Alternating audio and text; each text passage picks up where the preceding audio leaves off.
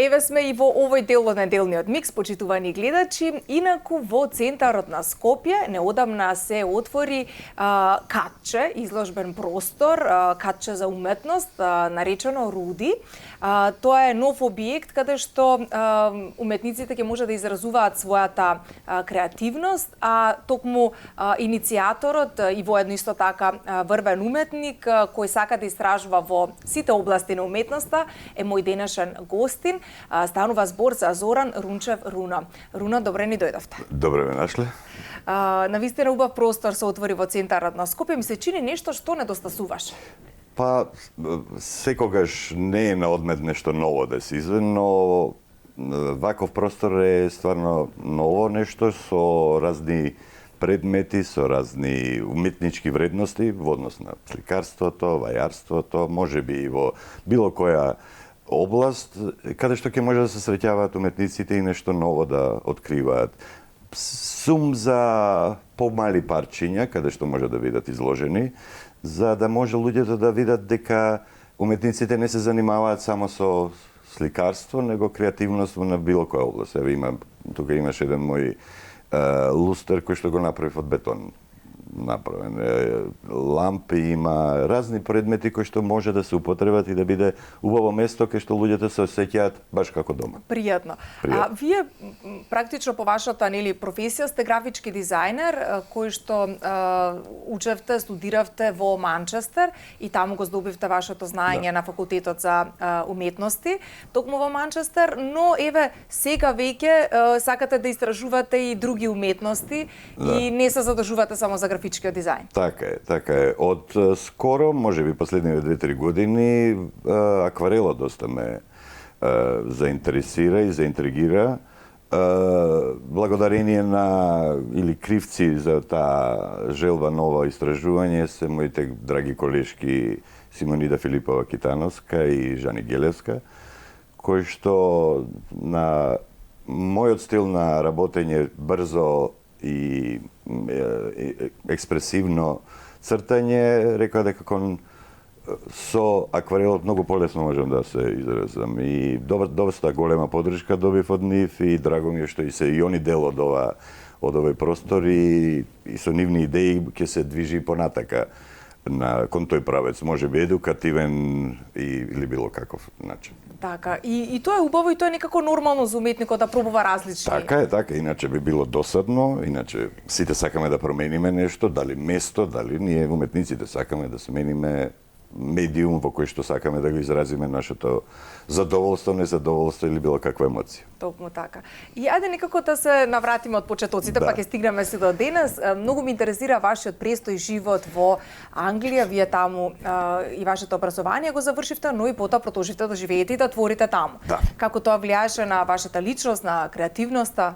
Англија како држава, знаете, она има сосема различен и пристап кон едукација и кон представување на култура и уметност за разлика од Европа. Генерално зборување.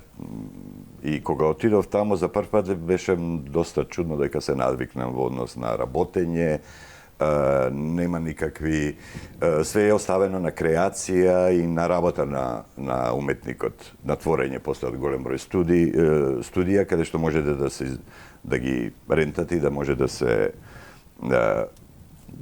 изразувате во било која област и во која техника, ако сакате.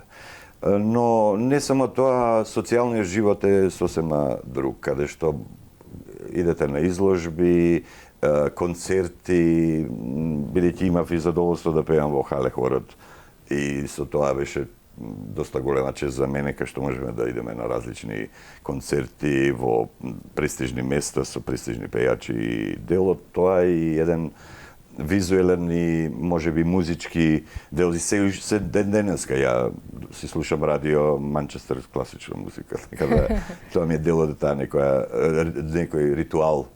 А токму ете љубовта кон сценографијата ве поттикна и добивте можност во 2002 година во Македонската опера и балет тука во Скопје, токму вие да направите сценографијата за операта Дон Джовани. Како се случи да дојде до таа соработка? Па, мислам дека тоа беше еден мој период каде што во Англија се врати во Скопје во ствари. И другар ми, тогашниот директор на опера и балет Оливер Белобурски ме покани, рече, дај да направиме нешто и да покаже што си научил во Англија. И беше голема чест што беше отварање на сезоната на 2002 година во октомври и со прекрасни прекрасен ансамбл во тоа време и ми беше многу драго прво што беа млади артисти, а друго што ми се даде да се направи, можно да се направи една модерна опера и сето тоа беше доста добро искуство за мене. Во однос на размена на искуства со другите колеги, во однос на костимографија, сценографија, музика, целиот процес да се направи едно такво дело. Така. И еве да се вратиме повторно на просторот Руди, качето за уметност, за кој што верувам дека и гледачите ќе сакаат да дознаат нешто повеќе. Всушност, за кого е наменето ова каче? Кој се може да дојде? Вие ми спомнавте дека има и работно време. Да, има работно време, но бидејќи тоа е моje студио, мој занечиски простор, што би се рекло, може да се види како цртам, како работам, но бидејќи работам в бетон и епокси смола и сите тие разни медиуми, ја сакам да си работам и да може некој да пројде и да работното време е нормално од 11 часот на утро до 20 часот научер со пауза за ручек нормално. Може да дојде кој сака да дискутираме на однос на како сме дошле до тоа дело или ако е заинтересиран нешто да се.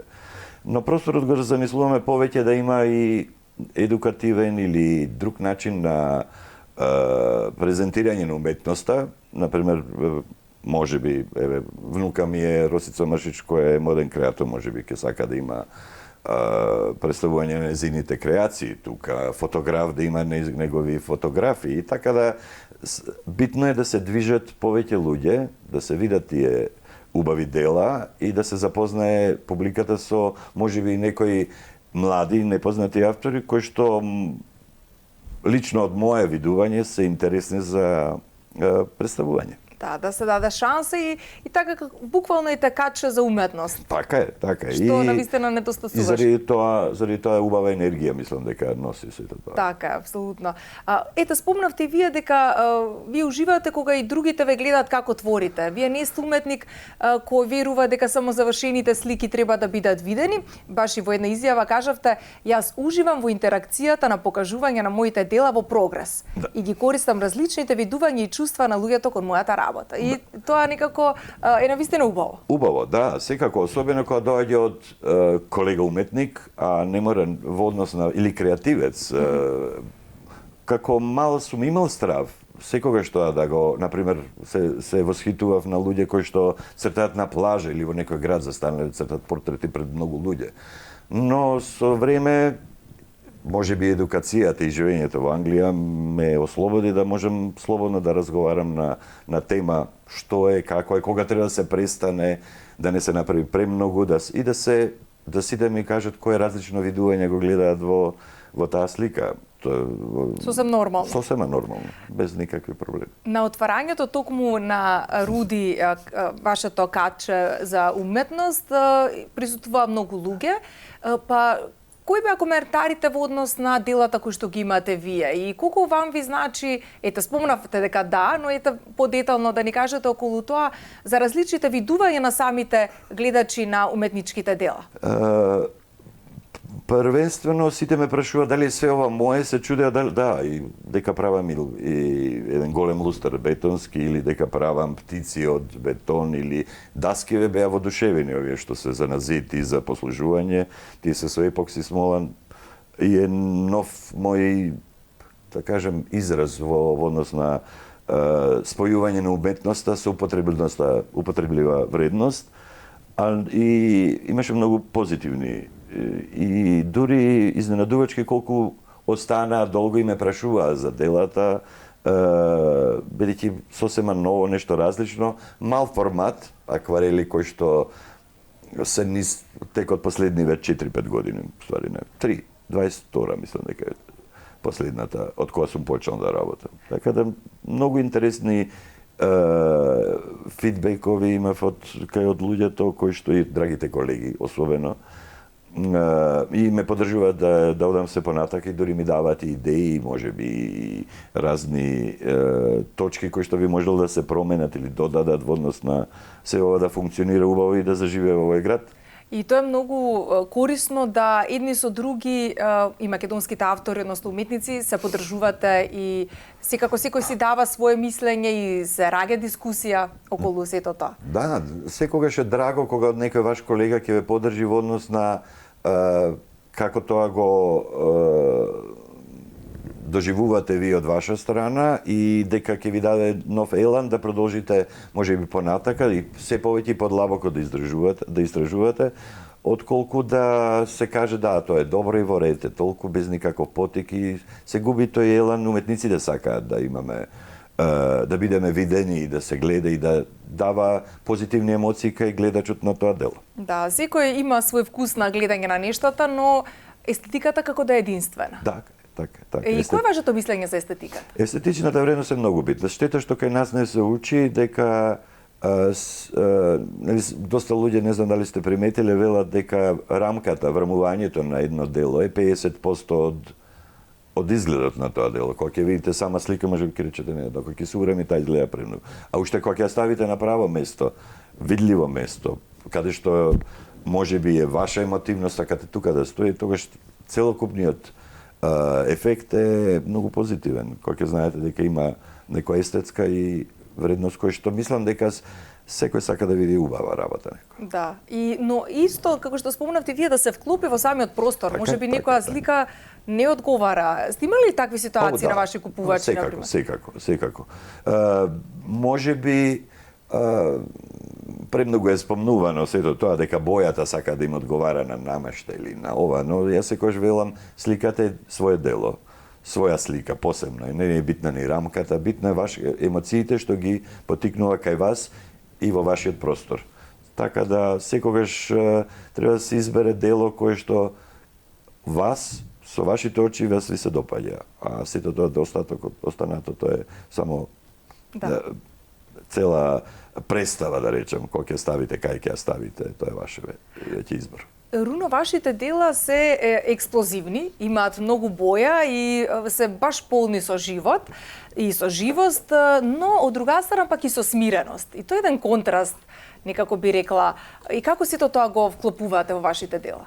Па, се зависи од моменталната моја состојба, дали сум расположен, дали не сум расположен. И времето исто влијае на мене. Некога со 2-3, можеби ќе видите и во потезите, некаде сум доста експлозивен и емотивен, некаде сум смирен и дури педантен, што се вели, но сето тоа, за тоа и е таа прифатливост кај различен слој на луѓе. Некој сака да биде многу чиста слика, некоја сака емотивна, минималистички исто, тоа е мој минималистмото во сушност и моја и графичка определба. Блогова која прави секоја сака минимални, со малку да се каже многу.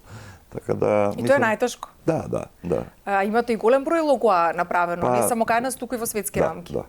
Па првата изложба ми беше, мислам дека околу 2000 логоа имав тогаш. Прва изложба во Македонија направив.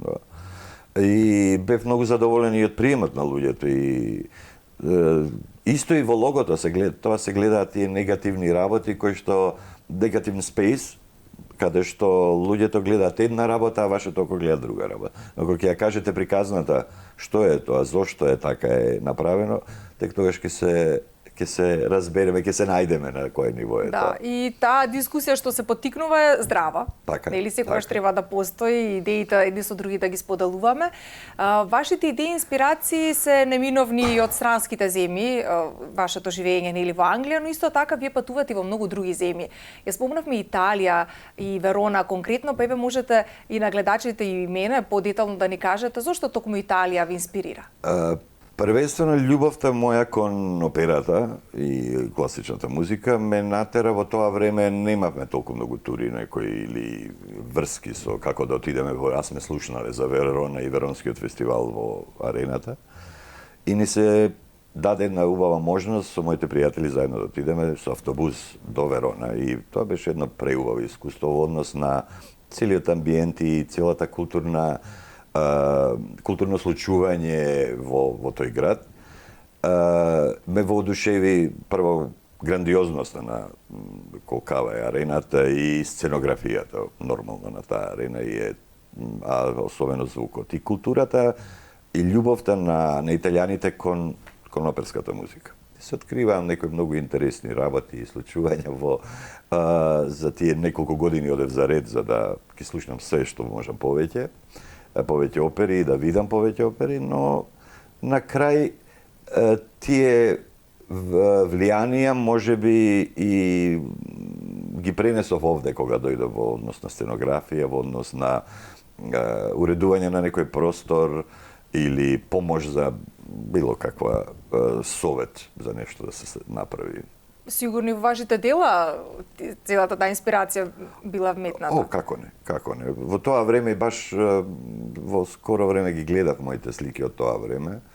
Тогаш повеќе работев туш или туш во боја или јаглен и имаше баш таа некоја повеќе архитектонска вредност, да речем, сценографска, некоја чисти линии, сега повеќе експресивна и брзи потези, живост. Да.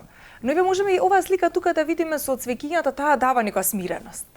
Таа е добар пример прво како треба да престанете да работите некогаш, да не ја пренатрупате. Тука улога игра и Симониде и Жани исто така, кога им ја пратив до каде стигнав сликава и они викат остави ја, немај понатака да одиш, остави ја таква како е.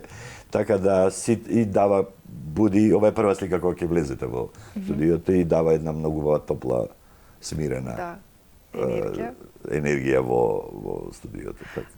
За вашата уметност е посебно тоа што имате свој печат во своите дела, еве јас како гледач би можела тоа да го кажам, но од друга страна пак секое дело, секоја слика си е сосем различна. Да. И тоа ми се чини дека голема дарба, така што секоја чест.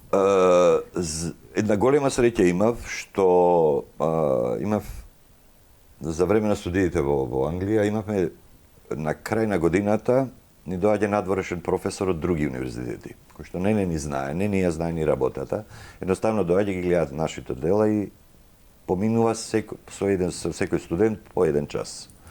И кога дојде кај мене беше многу интересен човек од своји 80 години, ме прашува како дојде до ова.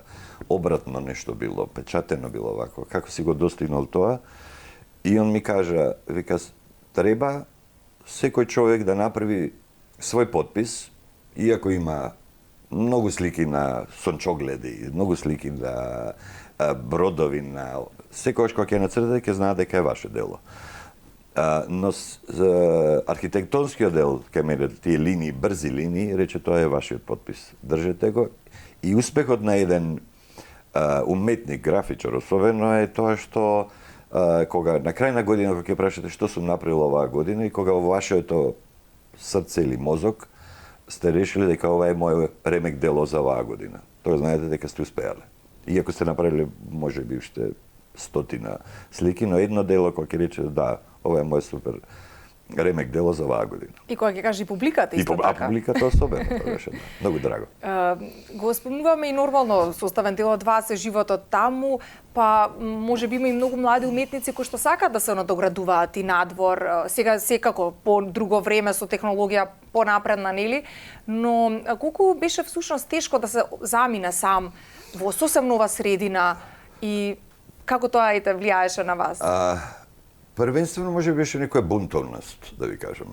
Па не ме примија дека 2-3 години на академија, тазе беше академијата и си конкурира во Англија и ме примија.